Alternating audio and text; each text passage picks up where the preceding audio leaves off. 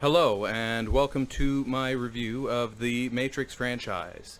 Today I will be covering 5 films, including The Matrix from 1999, The Matrix Reloaded from 2003, The Matrix Revolutions from 2003, The Animatrix from 2003, Very Matrix Year 2003, and finally, The Matrix Resurrections from last year, 2021. Without further ado, let's get it started with The Matrix. Set in the 22nd century, Neo believes that Morpheus, an elusive figure considered to be the most dangerous man alive, can answer his question, what is the Matrix? Neo is contacted by Trinity, a beautiful stranger who leads him into an underworld where he meets Morpheus.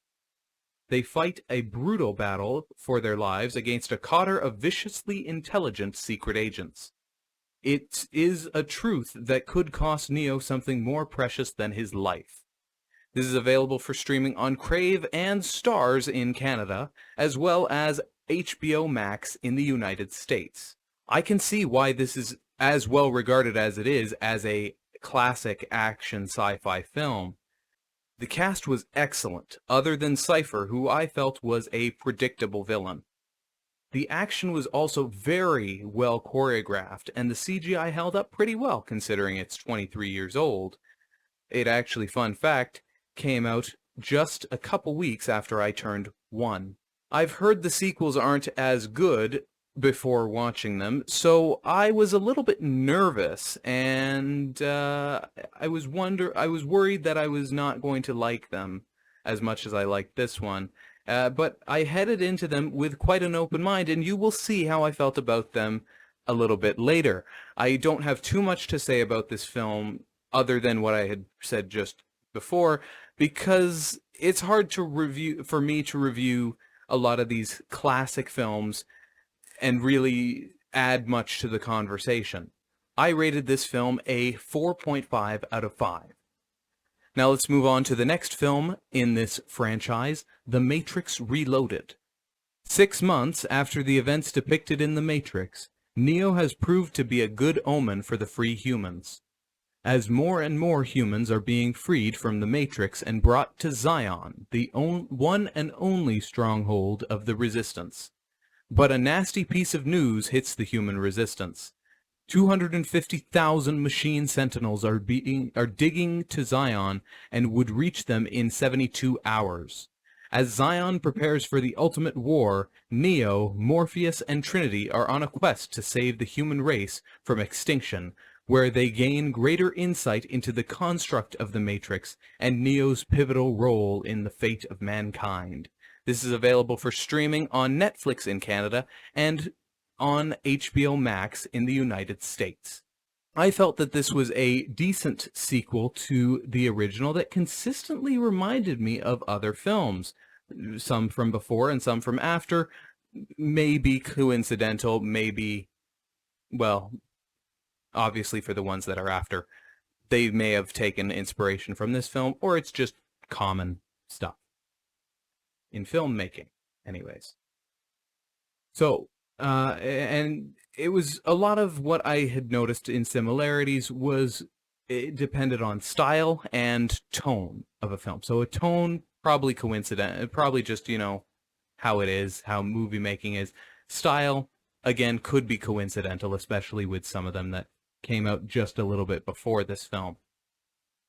So first, there was Spider-Man 2002 style opening credits with a slight Matrix twist. And later on in this movie, there was an extended dancing/sex sequence in which I didn't see much purpose other than extending the runtime and contributing even more to its R rating.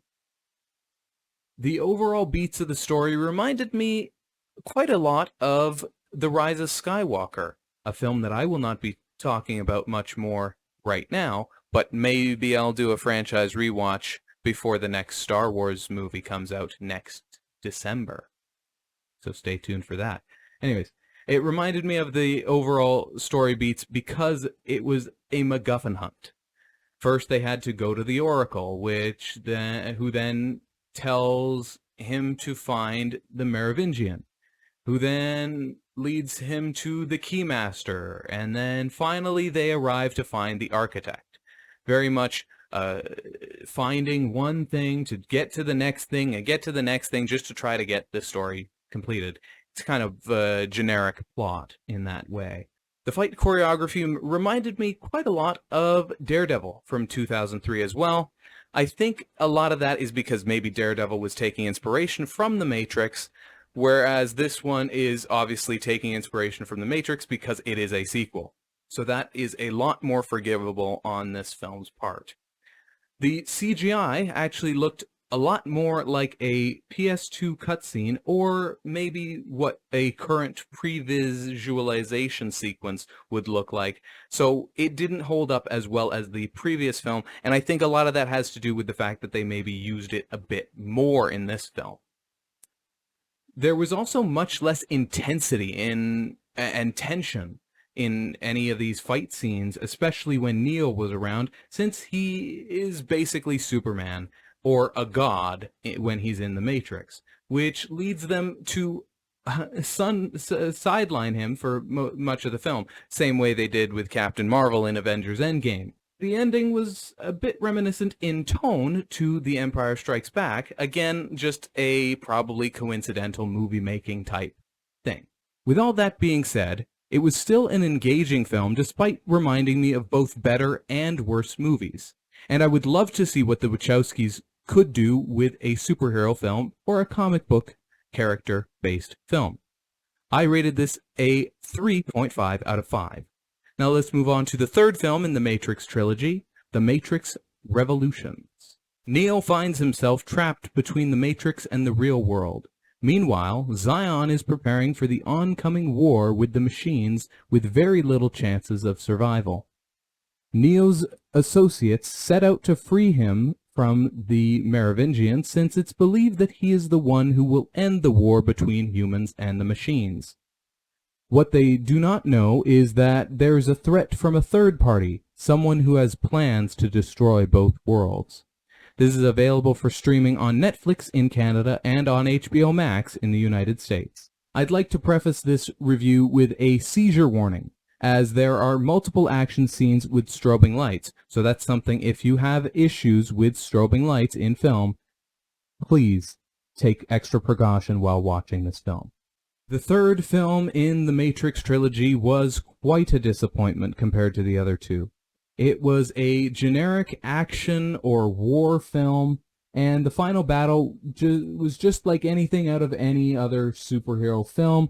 Specifically, it reminded me of Man of Steel's final duel, with Zod and Clark destroying all of Metropolis. Well, in this case, it was Neo and Agent Smith basically destroying all of the Matrix. Now, again, it is different because this is a mental construct, whereas that was a physical construct. So I'd assume most of the people are fine from the Matrix rather than what happened in Metropolis where a bunch of people died. Due to its generic nature, it was more often than not lifeless, whereas the previous two films at least were visually engaging. The only moment that I was truly engaged with this film was the discussion between Agent Smith and Neo during the final fight. I feel it would have been better had they taken more time to make a third film, as well as probably the second film, or better yet, if they had stopped at just one. I rated this film a 2.5 out of 5. Now let's move on and take a bit of a detour to an animated film, The Animatrix.